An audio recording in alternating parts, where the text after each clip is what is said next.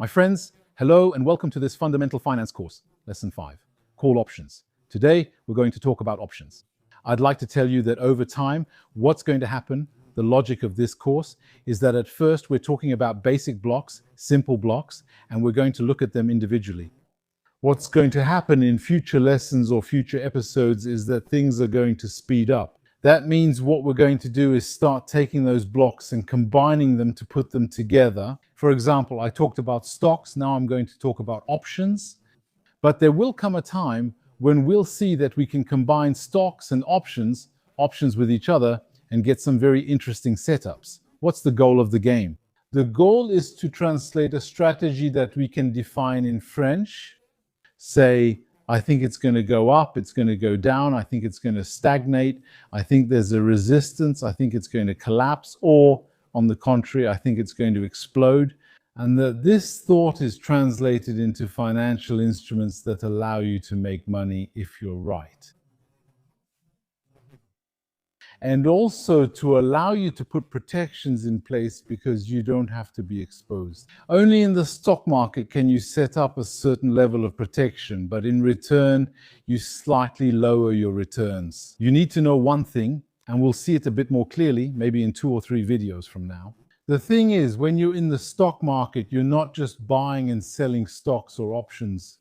In reality, you're trading in risk, you're buying risk, you're selling risk, and then depending on whether you're right. If that risk doesn't materialize, you make money. If that risk does materialize, you lose money. It's really as simple as that. Mathematically, that's what we're dealing with, risk. So today, we're going to talk about an instrument called options. I'm not going to go back into the history of options because that would take us back to ancient China, Japan, or the Roman Empire. That's not our goal. Actually, an option, if you will, is a contract on a future outcome. Option, for example, is I'm joining a company now, I'm going to work at NVIDIA. And the stock price is at $185. So the stock is selling for $185 on the market. What they're going to give me, they're going to give me a call option or a purchase option. We'll only talk about purchase options. In this episode then, they're going to sell me what's called a call. Well, not sell it to me, give it to me. They're going to say, here, we're going to give you calls. I've worked for American tech companies before. And the first thing they do is, well, they'll open an account for you somewhere with a broker. And they'll say, when you sign the contract, we're going to give you calls, we're going to give you a certain amount, and then later we'll give you more. But what is a call, basically? Let me explain. Let's say I join NVIDIA right now, and their stock is worth $185, and they're going to say, listen, we like you, and since you just signed, we're going to give you 10,000. Stock options are call options with an exercise price of $200. So make sure you use the right vocabulary. That means they're giving me 10,000 options that allow me to buy 10,000 shares at $200. You can see that at the moment. It's not interesting. Seen like that, because the stock is worth $185 on the market, I can go buy it now. And then you tell me, I'll give you the right to buy it for $200. Thanks for your generosity. You can see that right now it's not interesting because I can buy the stock cheaper on the market. In this case, we say that my stock options or my calls here are out of the money. It's out of the money, they're out of the money. That means the exercise price of $100, that's the exercise price. Well, it's higher than the underlying NVIDIA, that's the underlying, okay? Those are the terms associated with this kind of thing. And it's very important to master this, because what's going to happen later, as I said, is that we're going to mix all of this together. And if someone has hesitations with these elements, it's going to become incomprehensible at some point. So I'm telling you, but what's the point? I mean, here, in terms of intrinsic value, it doesn't have any intrinsic value, but there is a time value. Why? Because, for example, someone might tell me that these calls are valid for 24 months. Now we're talking. That means that today they gave them to me. Well, in terms of intrinsic value. They're worth nothing, but they have value because of the promise they hold, which means they're valid for 24 months. And that's interesting because if the underlying asset, so NVIDIA, were to go up, imagine, for example, that you work for them and then I give it my all and everything. That's the goal. It's two things. You give it your all because you want the company to gain value, but also so that you stay, so you don't leave. I'll explain the mechanism to you in a second. So what's going to happen is, imagine that 9 months later, we're 9 months later, so my stock options have already used up part of the 24 months part of their lifespan. And then what's going to happen is that NVIDIA is now worth, let's say, for example, $220. All right, now we're talking. This is getting interesting. Because $220 that's on the market, if you want to buy on the market with everyone else, go ahead, pay $220.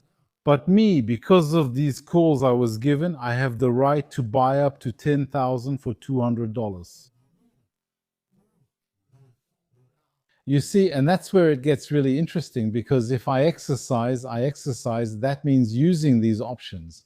Usually, nobody exercises these options. Usually, people sell them, they sell them, you're not going to exercise, you're usually going to sell them.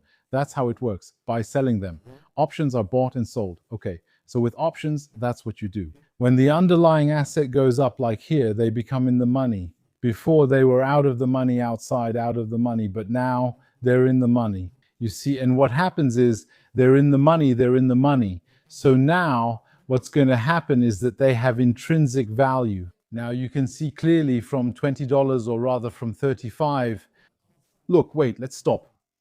It was at 185. Let's forget about that. That's not a number we're interested in. The exercise is at 200. The stock, the underlying asset, is worth 220. So we have an intrinsic value of $20. That means if I take my $10,000 here, if I take my 10,000 options, now they have an intrinsic value of about, $200,000. What I can do is sell them. Careful now, as I was telling you earlier, in companies, what do they do to keep you from leaving? Well, quite simply, they're going to lock them in for you. That means you don't have the right to sell them or exercise them all at once. Usually they're given to you, but they're locked for a year. And then after a year, you have the right to exercise, let's say, 25%. And then every 6 months, you have the right to exercise another 25 or 20%. It depends on the contracts they give you at work. Okay, so that allows you to gradually cash them in. And to say, I'm going to stay because I have money coming in 3 months from now, I have money coming in and everything. So in general, it gives very nice numbers, but be careful. These are numbers that depend a lot on the movement of the underlying asset. I'll give you an example. I was working in a company, and then they handed out lots and lots and lots of stock options. And actually what happened is that over time, the company went public and all that. So the shares went up. They went up, I think, to 60. While we had, I think, an exercise price, a strike price of 35, something like that. So you can imagine, I think at one point I had $300,000 or $350,000 in potential gains. You see, that's what I was looking at. The problem is that it was locked. Yes, it was locked. If you want, it's locked. I can't touch it. It stayed, so I stayed. And actually what happened is that, so imagine our strike price was there.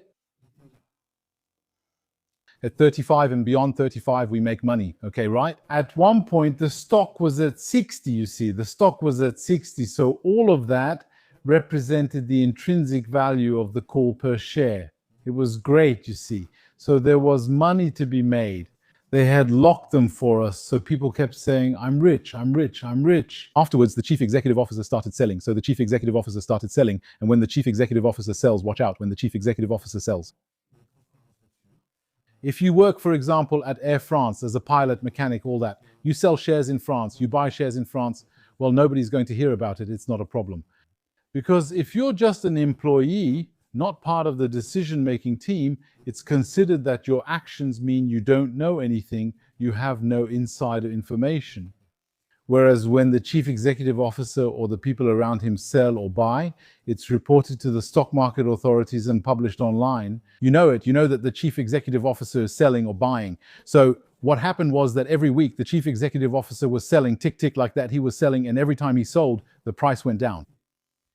Question. So I remember there was the human resources lady who would send out an email every Monday, and he would sell, and then it would come out on the Securities and Exchange Commission website in the United States, the Securities and Exchange Commission, the stock market regulator, Securities and Exchange Commission.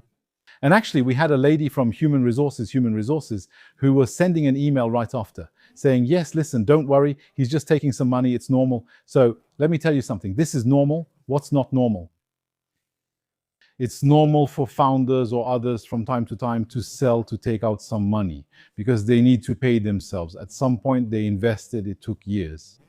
So if he needs money, of course, we can't just say the company is going bankrupt just because the chief executive officer sold. All right, you shouldn't be extreme about these things, but if you see a repetitive pattern, that the chief executive officer is getting rid of shares in large quantities, that the chief operating officer is getting rid of shares in large quantities, that the chief technology officer, the chief financial officer, that all the people at the top of the company are selling in large quantities.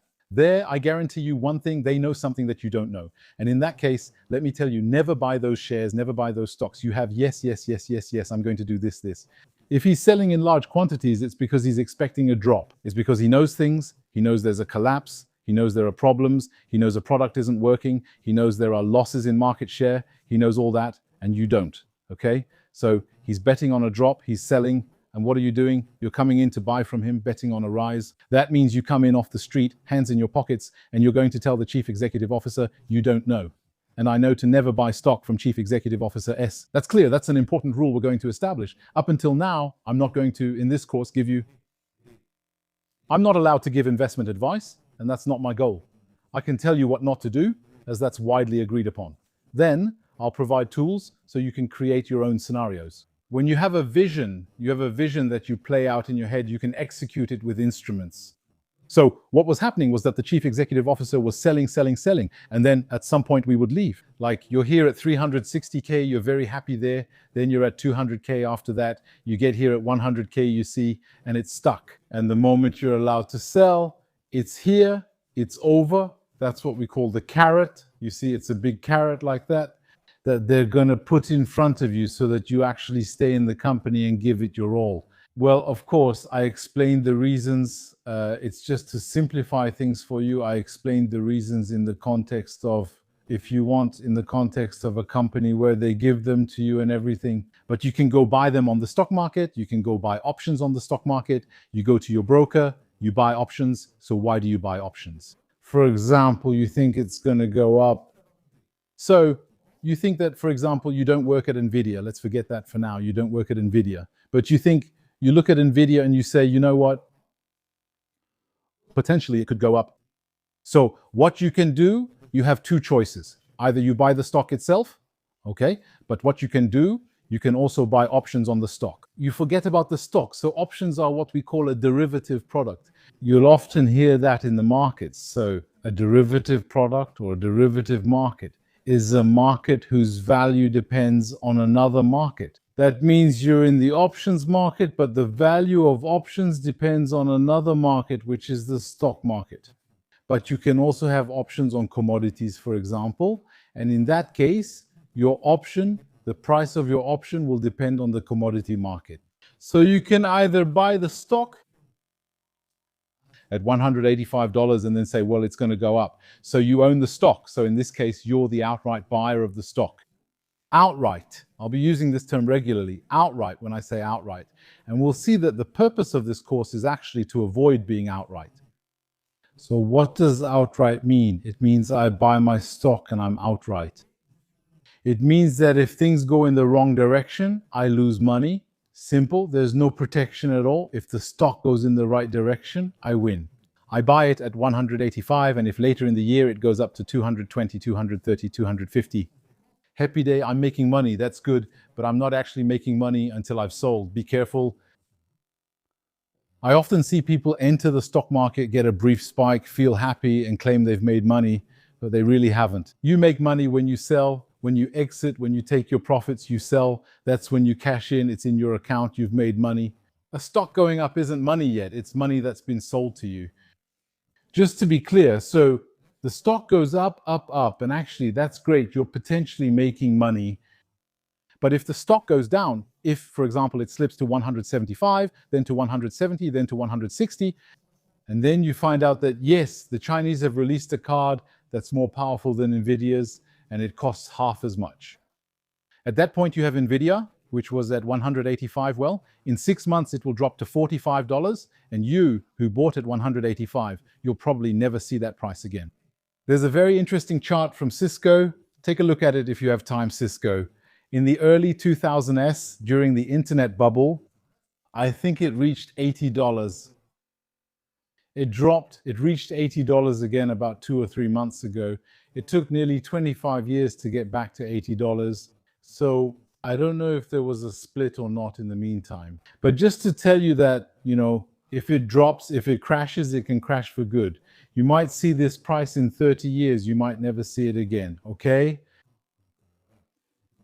Because when it drops, it will eventually rise again. So calls, instead of buying the stock, I don't touch the stock, I forget about the stock, I go to my broker, I buy a call. Now, calls in general, of course, depending on the jurisdiction and the broker, you might find some small variations. But in general, they're sold in lots of 100. That's called a contract. I buy calls, a lot of 100, that's a contract. So when I buy them, depending on the market, I have the right to. I'll show you on the screen. Today I went to buy a 5-meter HDMI cable. Because I'm going to show you my screen, I'll share it with you and show you that. Again, I'll show you. Right now we're on a chart, but it won't always stay on a chart, so we'll move more and more towards serious things. So what's going to happen is that you have a screen and you choose the settings. Another thing about the contract, I'm going to show you a contract, granularity and choice that you have only on the stock itself. If you're going to buy the stock, you pay $185 and that's it. Goodbye. You buy one, you buy 5, 10, 12, however you want. If you buy calls, you can buy them at whatever level you want. I can, for example, say NVIDIA today is at 185, and what I'm going to do is buy calls. For example, out of the money, I buy them at $220, and then I'm going to buy them on an expiration date, for example, from January 1st of next year. Okay, there you go. I can take January 1st of next year. And then at that point, I own these calls, these rights to buy. What will happen is that if my stock goes up to 220 at the end, and it goes above 220, if it reaches 220, we're at the money, at that point, it starts to get interesting. Now, we're entering a zone where the value of the options will move quite quickly with the value of the underlying asset, with the value of NVIDIA. And at that point, when we go above, we have a positive intrinsic value, and then it's great. One thing you need to know about options is that they always have an expiration date, the expiration date. I can buy an option for next week, I can buy it for 3 months, for 6 months, for 1 year, etc. The further away the expiration date is, the more expensive it will be. Of course, if I ask today, look, today the stock is worth $185. If I want to buy options with a strike price at 220 and I want them with a lifespan of 3 days, you can imagine they won't cost me anything. Why? Because the market says, what are the chances or the probability that in 3 days, NVIDIA will go from 185 to 220 and more? Nothing. So they're going to sell me options, these call options, they're going to sell them to me at a very low price. On the other hand, if I say I want the same thing, 2 years, then I'm going to get killed on the price. Why? Because at that point, the guys are thinking between 185 and 220 over 2 years with a tech stock, anything can happen. At that point, they're going to ask you for a lot of money. That's a premium you're going to pay. All right? You can pay money to be able to buy those options, and you're going to pay a lot because they have a very long duration. If you think it's too much or the price is too high, we'll run simulations on screen with a broker. If you think the price is too high, what you can do is you can either shorten it. For example, If you wanted options for 2 years, you could reduce them to 1 year, making the price more reasonable. But be careful. The shorter your option is, the less time you have to be right, so you limit your chances of being correct. I'll give you a simple example. You buy this one, you buy the option with a strike price of 220. And let's say that, well, 6 months later, Nvidia is still hovering around 185. Well, now you're in a tough spot because you bought it, you've lost 6 months of its life, and now you have left. If it had a year of life originally, if it had a year of life at the start, you now realize that because of your mistakes, you actually have 6 months now for the scenario to play out. It gets tough for you 3 months later. It's been 9 months that you've used up your option. What's going to happen? Let's imagine that it barely moved and now you're at 192. You know you're screwed, you know it's over, you know, well, that's it. Because here, the value, what's called the theta value, so the time value of your option, it's every day, it's a negative value. Every day it erodes. There's an erosion of the option's value. So when you buy options and hold them in your portfolio, you want your scenario to come true. Because every day the option loses value since there's less and less time for your scenario to happen. And of course, on the eve of your scenario, if it hasn't happened, well, it's over. So what happens if the call option expires and you're still out of the money, what happens then? It's over, game over, it's worthless, it's trash, it goes in the trash, and the people who sold it keep 100% of the money, that's it. It's as simple as that. So we have, I won't go into too much detail, but we have a slight difference between American and European options. American options can be exercised at any time. With an American option, the person who owns it can decide to exercise it at any time during its life. If it ever becomes out of the money, the European option can only be exercised at its expiration.